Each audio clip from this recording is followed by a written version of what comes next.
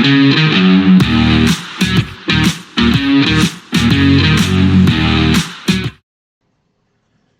welcome back to the SuperCoach Enough channel. In this video, we're going to preview round 5 of the 2026 NRL SuperCoach season.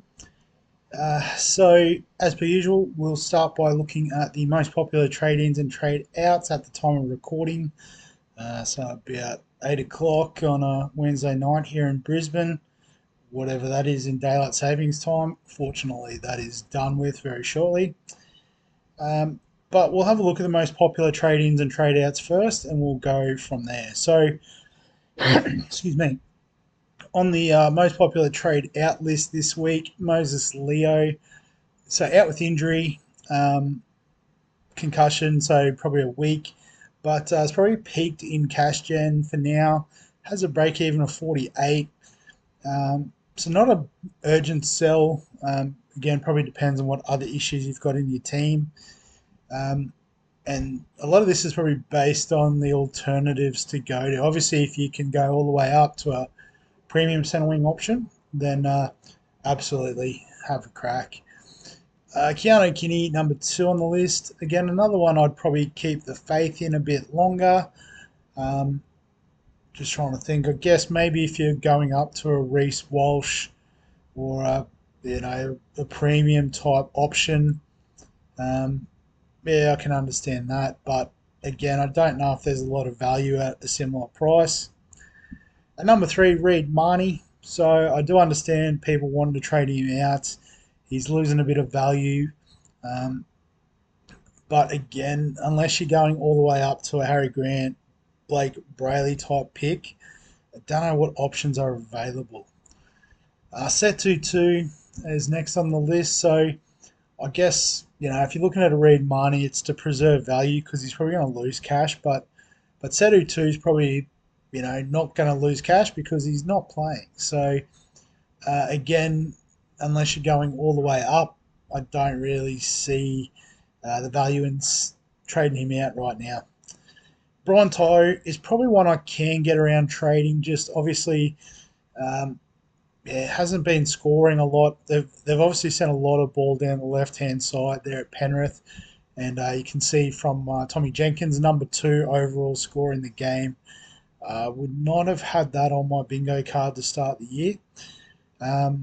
So, yeah, I've cut him already. I can understand people getting out of the pick and chasing another sort of underpriced keeper type option. Dan Atkinson, so another one in this conversation of hasn't made a lot of money, but realistically, you're going up. There's not a lot of value in the pick.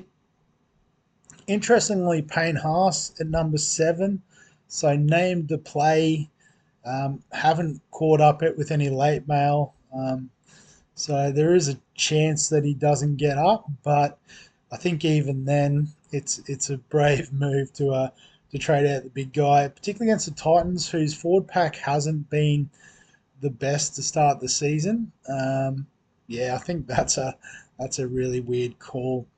James Tedesco, so he's already lost 100k. Obviously, if you want to jump to a Reece Walsh or something, I understand for the points, but just remember when you sell at a loss, you do lock in the loss. And you probably pick Teddy as an end of year, top 3 fullback.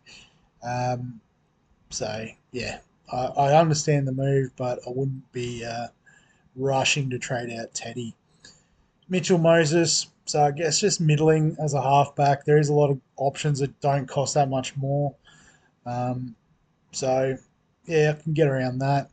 And Isaiah Yongi, so probably the second one after Brian To'o that I'm actually on board with trading out, obviously with a 5-week injury, 8-week injury, could be as many as.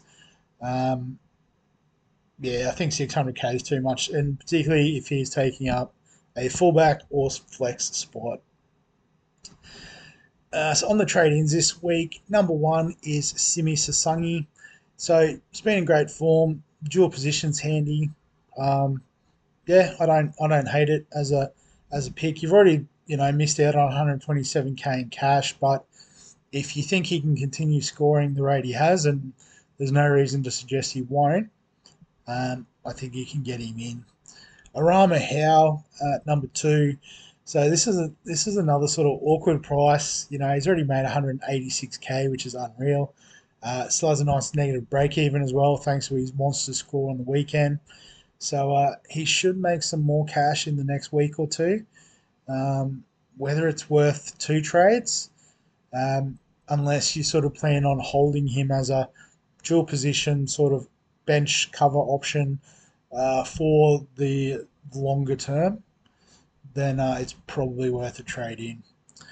Reece Walsh, so I think the conversation is really if they're a premium, you can bring him in at any time.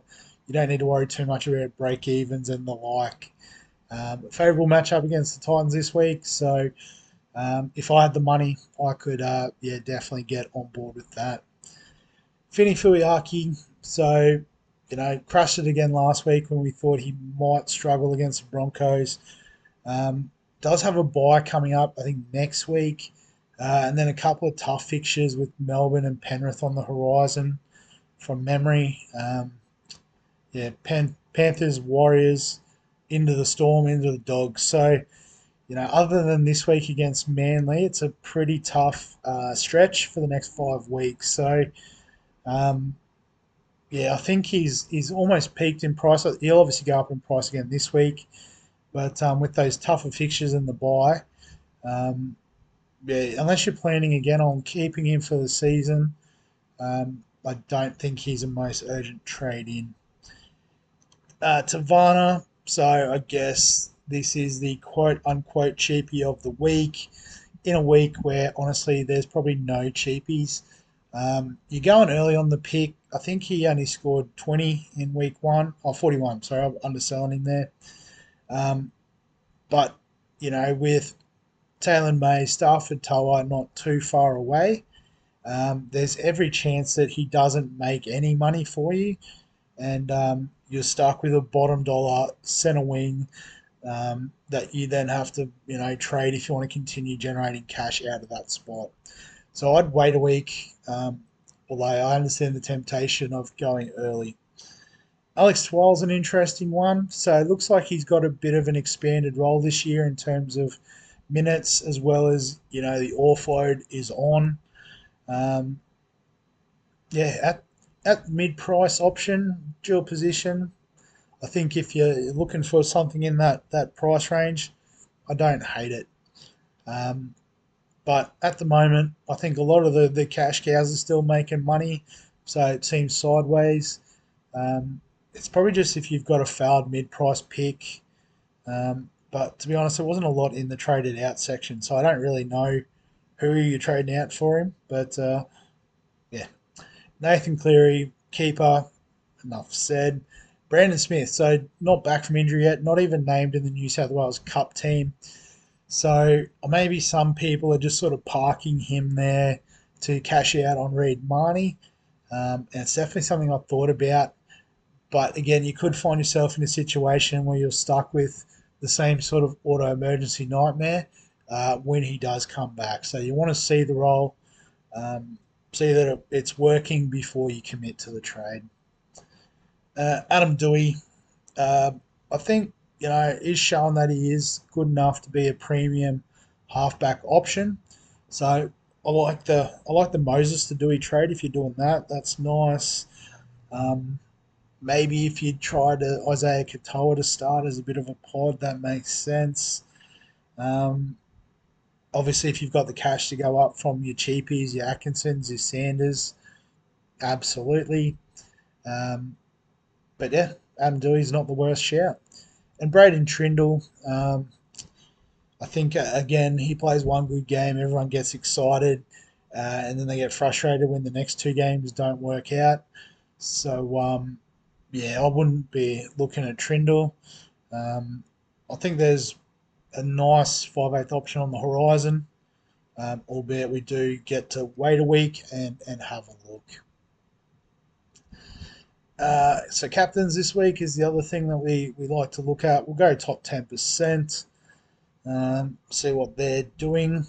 So the most popular captain this week, in amongst those at the top of the table, Reece Walsh, so 33% owned, or 33% is captain. Out of 50% ownership, basically means that if you've got Reece Walsh, you're probably captaining him. So a Failongo, so tough one against Penrith this week. I think that's a pretty big balls sort of play, captaining this week in that fixture. Nathan Cleary, so currently got him as a C.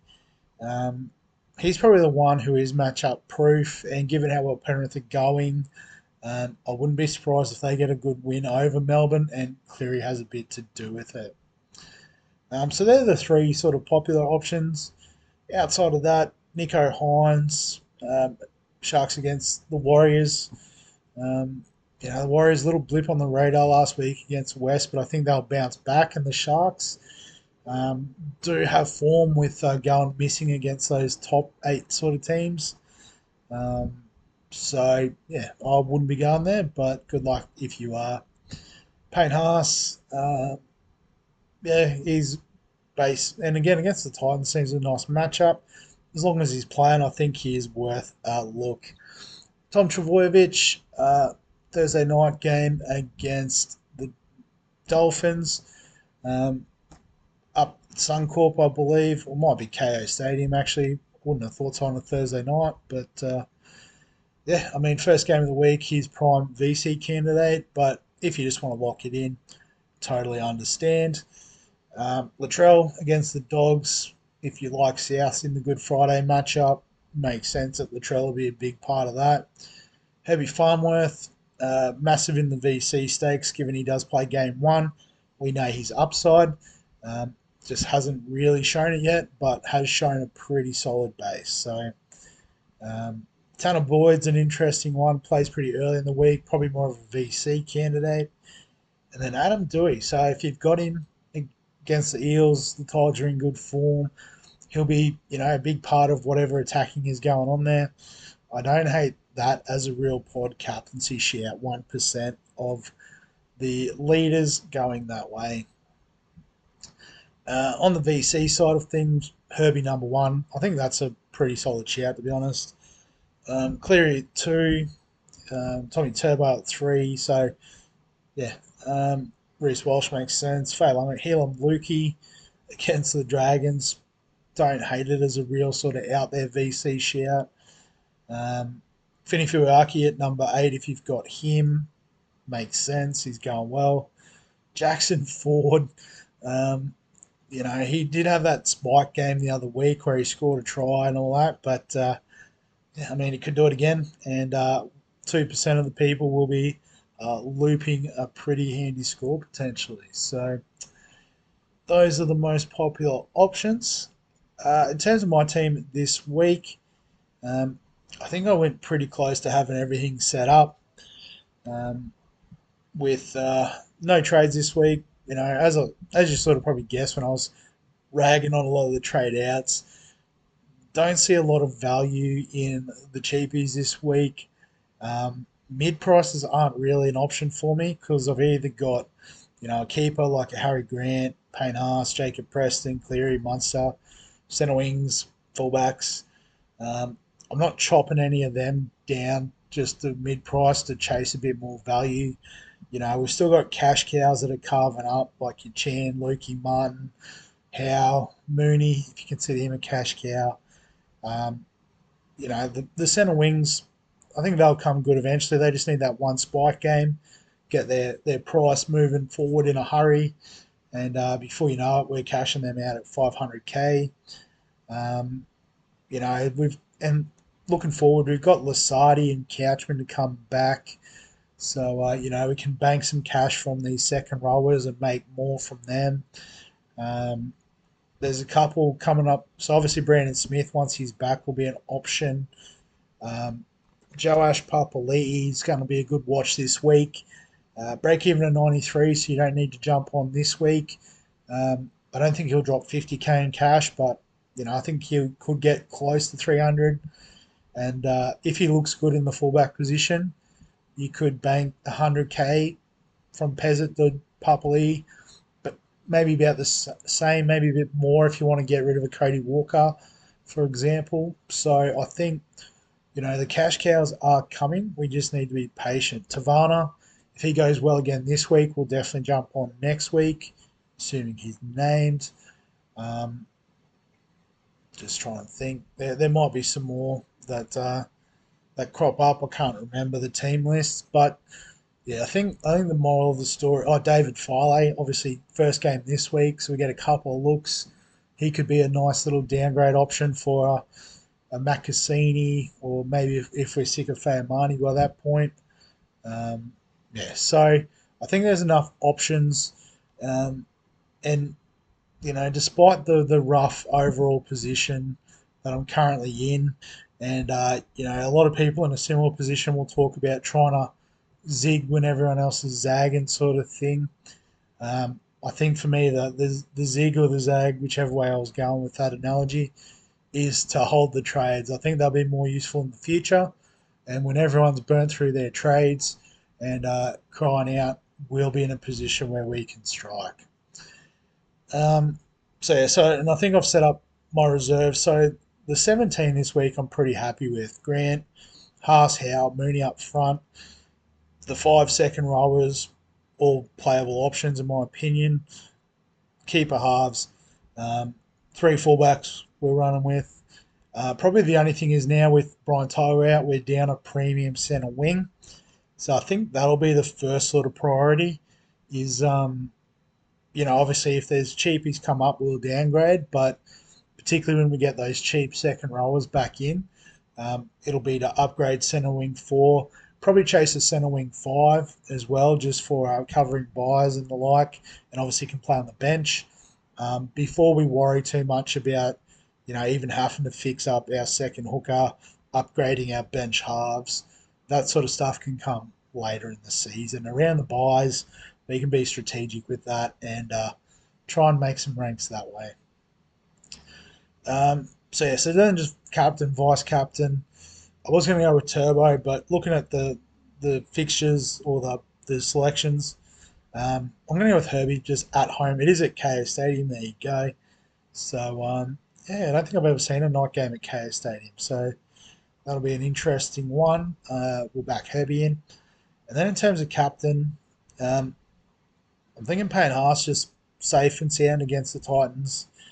Um, yeah, I think Cleary could do all right against the Storm, but yeah, I guess it might not even be a conversation if Herbie goes good. If Payne Haas is a late out, we might be in a bit of trouble because we don't really have even too many assets from the other clubs that are playing afterwards. So you've got Sharks, Warriors. We don't have Calero anymore.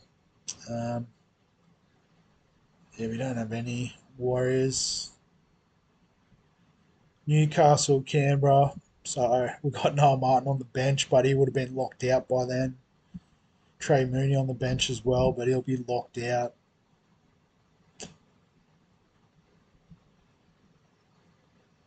So maybe pending late mail, I might just go with Cleary as a safe. Again, I think he'll score well.